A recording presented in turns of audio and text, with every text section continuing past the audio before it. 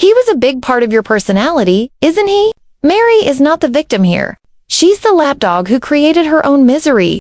Meri Brown has perfected playing messenger, always running to Kody and informing him what's what, as if she were his unpaid assistant. We're finally paying off this house. Well, I did know Janelle had been there. During season 19, she faithfully reports Janelle's private comments about guarding herself directly into Kody's eager ears. Why? Because it's Meri's job. Tattler, lapdog, and perpetual flunky. One half expects her to begin every statement with, "Kody, guess what I heard?" The dysfunction is nothing new. For 3 decades, the wives competed for Kody's attention, not by forging solidarity among themselves, but by undermining each other. While he stoked the fires of the animosities to keep himself in the middle, you're with and following along with our position, he was the center. They were the spokes. And the system worked only as long as they orbited around him and not each other. That Meri trusted Kody over Janelle isn't surprising. It was the plan of the family. However, the hypocrisy is staggering. So you see, I hadn't spoken to Robyn or Meri at all since that incident. Janelle, who hadn't spoken to Meri for over a year, then arrives on the scene with threats and alarm. Alarm, of course, for herself. Kody had stonewalled her in the fight over the property, and she needed Meri's involvement to strengthen her case in court. Janelle essentially admitted to knowing Meri would go straight to Kody, and that was the plan. If Kody heard they had a working arrangement, perhaps he'd accept the settlement instead of dragging on the fight. In other words, Janelle used Meri's predictability as ammunition. Predictability does not equate to sympathy, though. Meri has worked years as Kody and Robyn's most reliable flying monkey, always making sure she wasn't playing favorites while working only their agendas. She loved Kody so much that self-respect was only a late visit from an unconvincing guest. But it's not a marriage scenario, it's a friendly relationship. And even now, one suspects she'd return to him if he clapped his fingers and pretended he spent time between her and Robyn. As for me, I'm still not certain if I can trust Meri. The irony is rich. Meri bemoans her isolation, but she brought about her own exile. Christine, Janelle, Robyn, Kody, and even most of the original 13 children have cut ties. That silence speaks volumes. Trust is lost when one can't hold confidences, and Meri's tattling habit has poisoned her. Me and Robyn are the only 2 people who are even trying to hold this family together. Meanwhile, let's not put Janelle on a pedestal. She was content as a clam for years while Meri endured her own fair share of property and love imbalances. Only when the same injustices befell her own life did she determine the system wasn't tolerable. Meri's role suddenly mattered, not as a friend, but as leverage. In the grand discussion itself, it could have been a 2-minute phone conversation. The fact that it was videotaped tells us everything about its true purpose, plot device. The angst over who snitched on whom is more production than treason. But Meri pressures again, playing her familiar game, always reminding Kody, always hoping for bites of relevance. If Meri ever wonders why her family avoids her, she might look in the mirror. Loyalty is not begged, and her steadfast defense of Kody has paid her neither husband, nor friends, nor pride. Meri Brown does not just survive amidst chaos. She sustains herself on Christine's pain. And yes, I can report it. And if there's one thing that remains steady in the eternally decaying experiment known as the Brown family, it is Meri's bizarre talent for basking in the misery of others. Christine's in particular. Early on in the show, Meri would shine with a gleam whenever Christine made a mistake, as if her bad luck somehow validated Meri's. I think when Robyn came into the family, it was harder in a way because we had been so deeply rooted. The moment Christine spoke about her discomfort with Robyn being present, Meri's sneer cried out almost. Finally, someone else gets a taste of this poison. Of course. Some will say Meri had every right to savor it. For years, she'd endured jealousy, rejection, and emotional banishment at the hands of Kody, while Christine drifted along in what seemed outwardly a stable marriage. When Robyn arrived, Christine crumbled, and Meri at last saw the great fall. It was small, yes, but not surprising. This was a household, after all, where schadenfreude was not just tolerated, but really family sport. I think he prefers one wife. Kody, the puppet master, liked to play the wives against each other. The legendary story of him buying Christmas gifts for Janelle and Christine, with nothing for Meri a good 10 years before cameras started rolling, wasn't coincidence. It was strategy. Much like a high school quarterback relishing in the drama of girls fighting over him, Kody employed favoritism as a tactic. The result, a cult-like system where cruelty wasn't incidental, it was sticky. Meri, however, dove headfirst into bitterness as survival. Janelle once remarked in therapy that Meri seemed to take pleasure in other people's suffering. Barely a surprise. Just a knife in the kidneys all these years. Meri's smirking nod of approval when Kody gave his infamous knife in the kidneys monologue against Christine was damning enough. She openly admitted she was glad Christine had to be informed. Sister-wife helpful behavior, this was not. But the saint-making of Christine, Plexus's saint and patron of girl power, wisecracks skews the image. So my thing is I'm just going to be completely honest with you. Christine herself was barely more than a victimized angel. She mocked, belittled, and humiliated Meri whenever it was convenient to her, particularly once it became clear that mocking Meri had no backlash.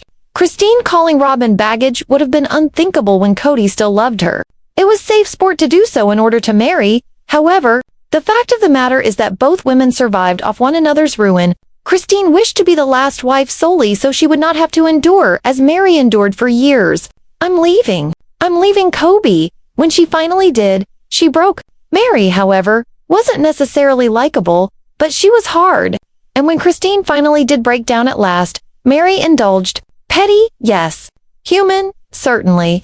The hypocrisy goes deeper yet.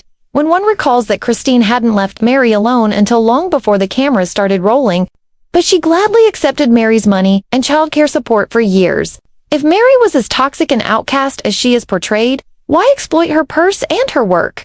Perhaps because, in this family, as in all things, ethics bent readily where convenience beckoned. So, yes, Meri mocked Christine's pain. But to play it as if Christine never sharpened her claws on Meri is revisionist history. In fact, these women were carbon copies of one another's cruelty.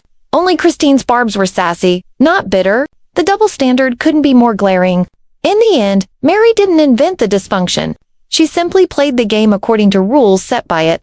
And if she enjoyed Christine finally having a taste of her own medicine, who could really chastise her? Spite was never a vulnerability in the Brown family. It was money. Robyn wasn't a victim of sister wives. She was the architect. And here's the proof nobody wants to admit. What typically happens is anytime Robyn feels wronged, and since the day Robyn joined the family, the writing was on the wall.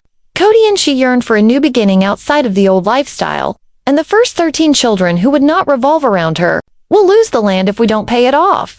The purchase of Coyote Pass was less about building a future and more about taking resources away from the other wives' houses. Building was never the problem. We consolidated wealth. I got 2 pieces of my family that I'm not even seeing. Love had very little to do with it. What mattered was to leave behind the albatross of 3 wives and children and begin again with a clean, shiny nuclear family, one in which Robyn could reign supreme. I've been in the belief that you are the one who has been juggling all the F. Naturally, attributing so much to Kody on the grounds of foresight is perhaps generous. His history implies he took it for granted that his wives would go on enabling him with no end in sight, coddling his ego and accepting his moods as they had always done. Why fix what was working to keep him adored and unaccountable? The only genuine hindrance was monetary. If he had freely stated his plan to ditch the original wives and kids, child support would have drained him dry. The more cynical strategy was to continue with the show, toss the occasional morsels to plate the remainder, and have all the wives dutifully contributing into the kitty pot. I had a meeting recently with the Lord. Ultimately, however, the plan shifted. With truly being the only child for him to support, the cost vanished. Robyn's goals, however, came into view. She won legal marriage, had children of her own to cement her place, and redirected enough funds to provide comfort. By then, the other's presence was more bother than benefit. The show money kept coming, and Robyn, being an opportunist, found herself living quite the life she had planned, safeguarded, supplied, and comfortably to supplement Robyn and her children with everything. Her rumored need for a big family was conditional at best. What she wanted was a stage where she was the only queen. Queen wife, queen mother, her children fond as favorites. When the older children refused to play along, she was punitive. Her vindictiveness against Hunter, her efforts to manipulate Aspen's words into alleged slights, her perpetual playing of victim. These were no accidents.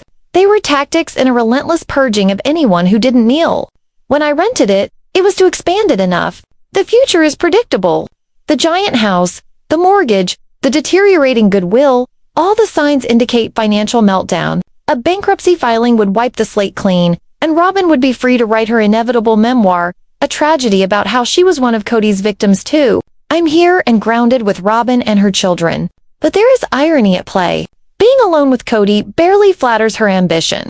Robyn never seemed particularly smitten with him. What thrilled her was watching him overlook 3 wives for her. Taking someone else's man is cruel triumph.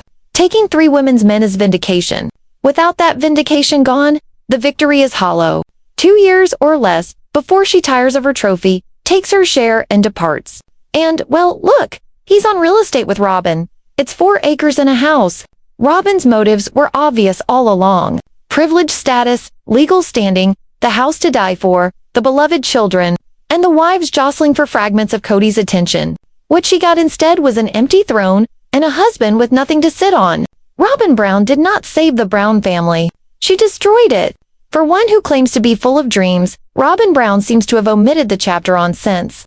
Home, our small happy kingdom, her vision of 4 wives growing old together gracefully in Coyote Pass, children coming back for holidays, and a cohesive polygamous utopia was never rooted in reality. It never seemed to cross her mind that any of the wives would ever grow weary of being a background actress in her make-believe and depart. And yet, she went around as though she was perpetually surprised that the real estate scandal unraveled.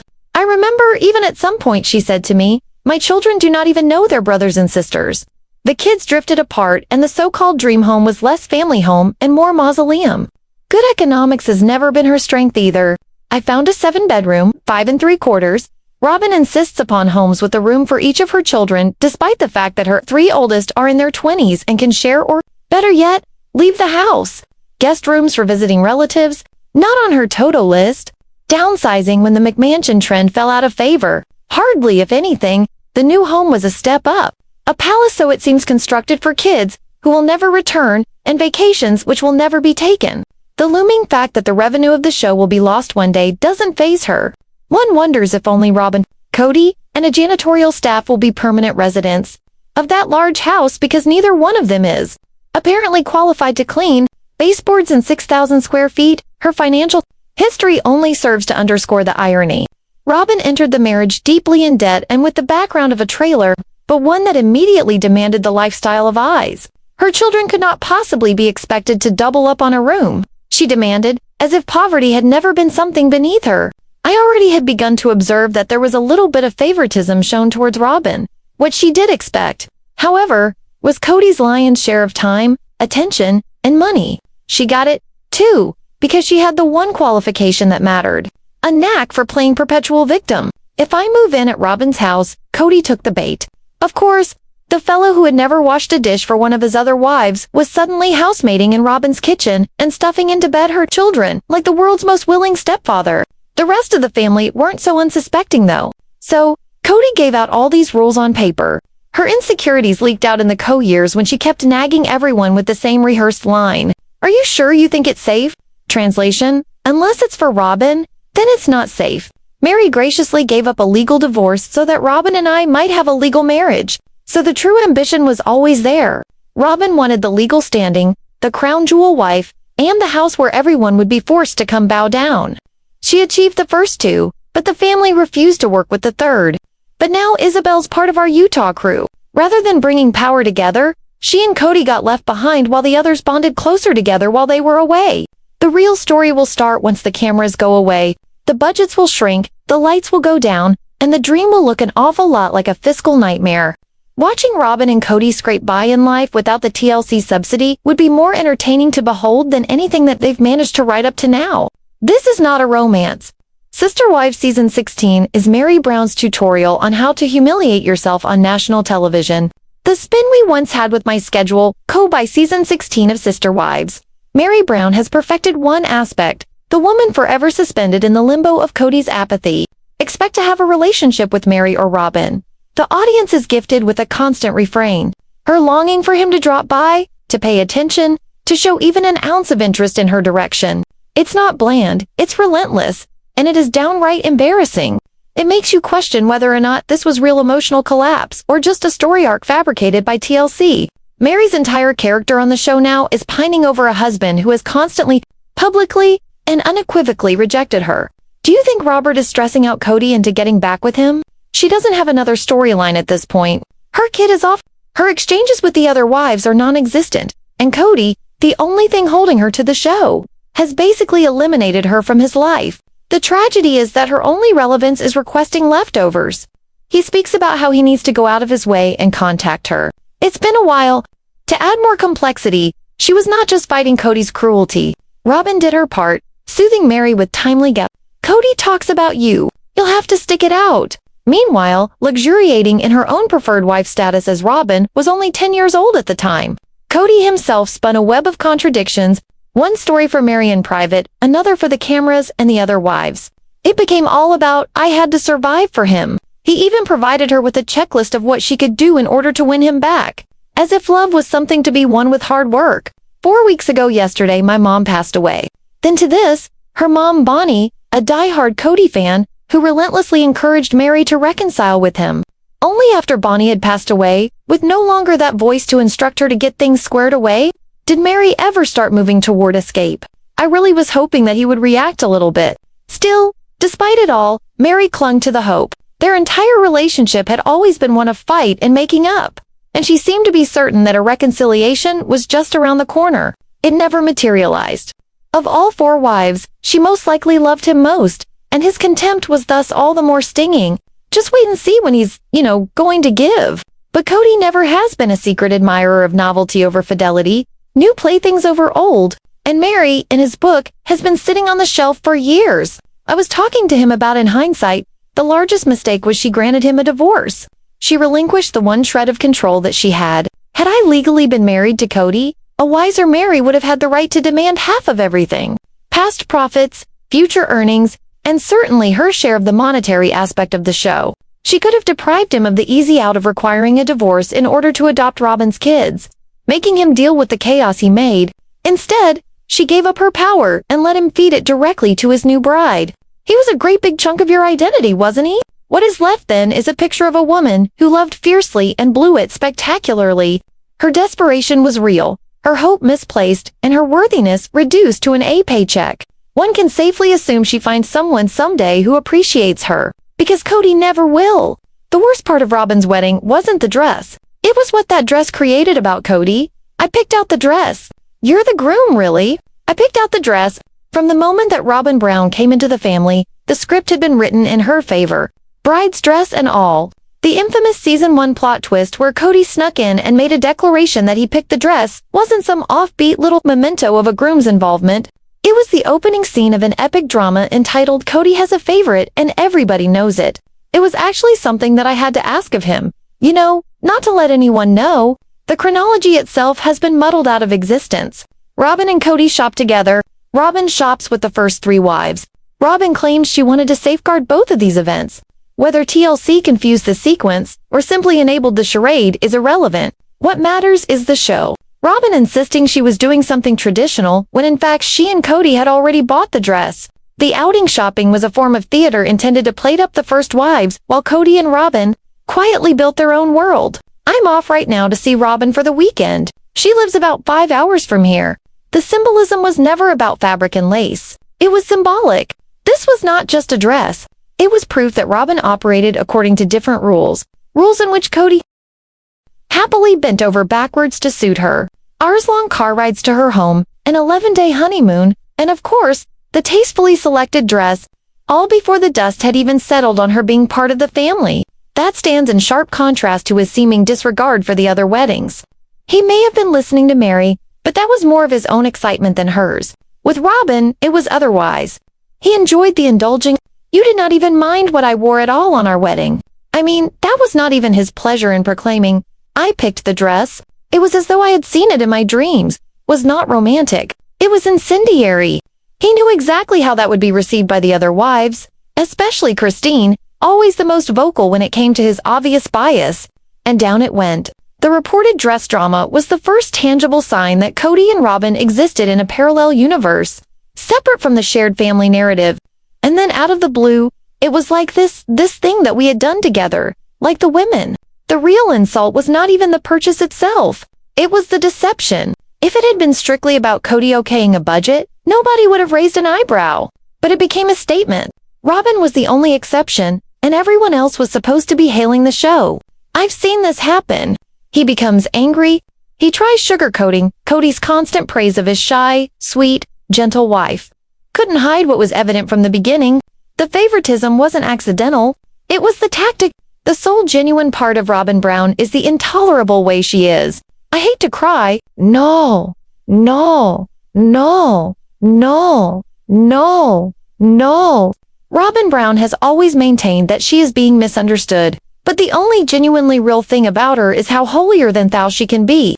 Take away the dramatic tears, the trembling voice, the rehearsed displays of sympathy, and what you are left with is a woman whose every move reeks of performance that Robyn and I are sharing with only our children alone. The performance is almost breathtaking in its ubiquity. The tissues come into being. Her face contorts into a caricature of grief. And yet, amazingly, no tear is cried. Her denials that she never wanted to be the favorite are spoken with just as much fervor as she lounges contentedly in the same spot.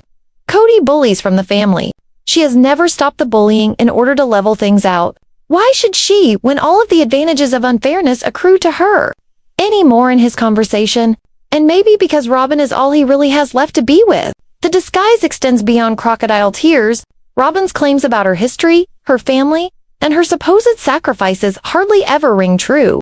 The stories shift as needed depending on what role she is trying to play. She performs the reluctant beneficiary of Kody's favoritism. But the fallout is real. Her children always first.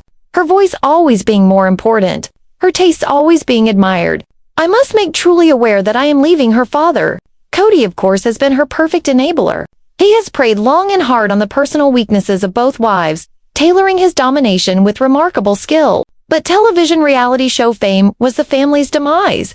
Encounter with the external world wore down his carefully constructed power equation, and his tactics no longer held.